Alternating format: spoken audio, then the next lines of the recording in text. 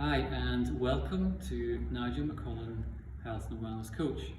So today I'm going to be discussing diaphragmatic breathing, or as it's otherwise known as belly breathing. Okay. So what are the benefits from diaphragmatic breathing, from belly breath?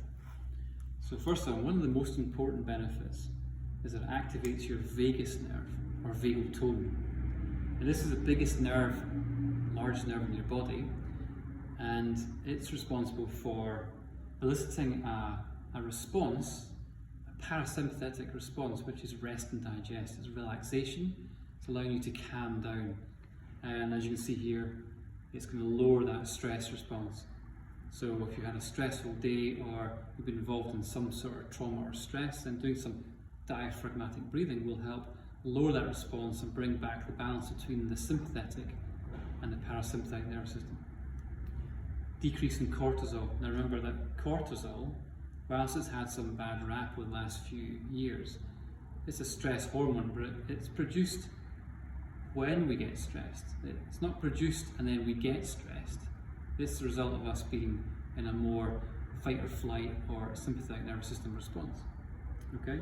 So the belly breath, diaphragmatic breathing will help reduce that level of cortisol in the body. Because cortisol at a very low level is actually hugely anti-inflammatory in the body, so it can actually be beneficial to the body in the right dose, of course. You see below here that we have this blood pressure lowering and also heart rate lowering effect as well, because you're switching on that relaxation system, that part of the nervous system that deals with letting go, with relaxing, with allowing your body to rest and digest.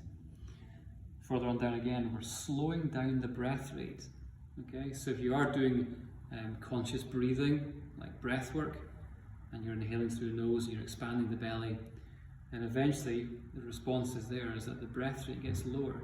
And if you've been in a stress pattern, it's potentially going to be more mouth breathing, where you're panting, you're taking more upper respiratory, and you're gasping for air, and you're not quite getting that breath rate. So your levels of carbon dioxide and oxygen are they're losing that balance, and there's likely to be a higher concentration of O2 in the blood, oxygen in the blood, but more importantly, a lower concentration of CO2 in the blood, which again will keep you in this stress response.